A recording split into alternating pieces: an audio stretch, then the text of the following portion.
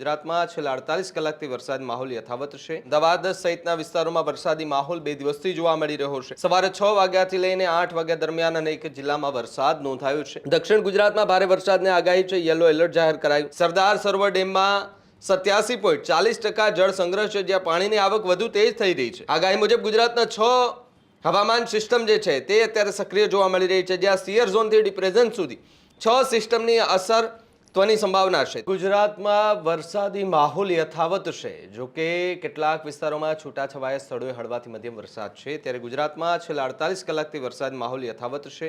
રાજ્યમાં છેલ્લા 24 કલાકમાં 103 જેટલા તાલુકામાં વરસાદ નોંધાયો, જો ખેડા અને માતરમાં સૌથી વધુ 1 ઇંચ વરસાદ નોંધાયો છે। અમદાવાદ સહિતના વિસ્તારોમાં વરસાદી માહોલ 2 દિવસથી જોવા મળી રહ્યો છે। ગોતા, થલતેજ, વાળદ અને ચાંદોડિયામાં વરસાદી માહોલ જોવા મળી રહ્યો છે। સવારે 6 વાગ્યાથી લઈને 8 વાગ્યા દરમિયાન અનેક જિલ્લામાં વરસાદ નોંધાયો છે। નવસારી જિલ્લામાં પણ વરસાદી માહોલ છે, જ્યાં વલસાડ સહિત દક્ષિણ ગુજરાતમાં વરસાદી માહોલ અને આગાહી પણ કરવામાં આવી છે। દક્ષિણ ગુજરાતમાં ભારે વરસાદની આગાહી છે। યલો એલર્ટ જાહેર કરાયું। દરિયાકાંઠે પવન અને વરસાદની શક્યતા છે, જેને કારણે માછીમારોને દરિયો ન ખેડવા માટેની સૂચના અપાઈ છે। સાર્વત્રિક વરસાદથી રાજ્યના જળાશયોમાં પાણીની આવક વધી છે। સરદાર સરોવર ડેમમાં 87.40% જળ સંગ્રહ છે, જ્યાં પાણીની આવક વધુ તેજ થઈ રહી છે। ગુજરાતના 206 જળાશયોમાં 65.53% પાણીનો સંગ્રહ છે, જે 41 ડેમ હાઈ એલર્ટ પર છે।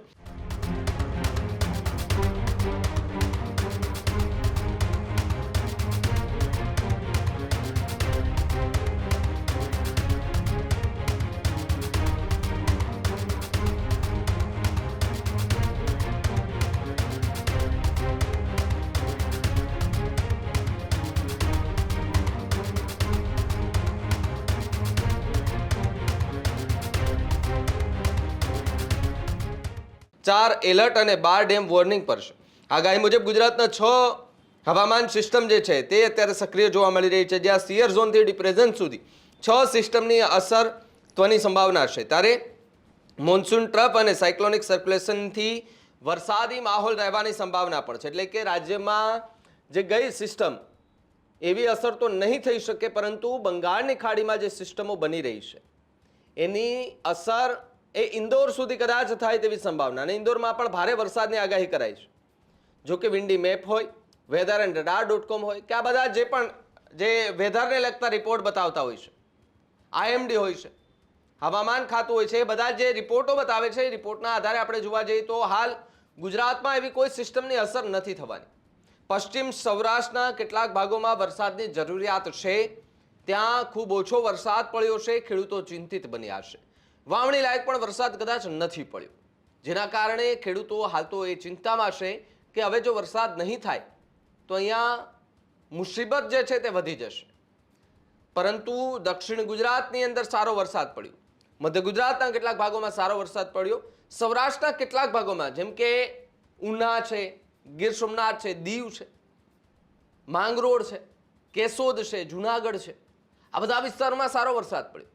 પરંતુ તમે પશ્ચિમ સૌરાષ્ટ્રમાં આવો તો ત્યાં જામનગર છે, કચ્છની અંદર તમે જાઓ, દ્વારકાની અંદર જાઓ, ઓખામાં તમે જુઓ, પોરબંદરથી આગળ થોડા જાઓ, જો કે પોરબંદરમાં વરસાદની ઘટ છે। આ પહેલા આપણે ચોમાસામાં જોતા હતા કે પોરબંદર અને દ્વારકા સહિતના કચ્છમાં ને સારો વરસાદ થાય, પણ આ વખતે પશ્ચિમ સૌરાષ્ટ્રમાં ખબર નહીં કેમ એ સિસ્ટમો પહોંચી જ નથી શકી, અને એ ગુજરાતના 30% એવા ભાગો છે કે જ્યાં હજુ વરસાદની ઘટ છે। વાવણી લાયક પણ વરસાદ નથી થયો, જેના કારણે ખેડૂતો ચિંતિત બન્યા છે। ત્યારે ખેડા અને માતરમાં છેલ્લા 48 કલાકમાં 1 ઇંચ વરસાદ નોંધાયો છે, અને વરસાદ પડતા ખેડૂતોમાં એક ખુશીનો માહોલ પણ છે, પરંતુ પશ્ચિમ સૌરાષ્ટ્રના જે ખેડૂતો છે તેમાં નિરાશા છે, ચિંતા છે કે વરસાદ નહીં પડે તો બધું જ બરબાદ થઈ જશે।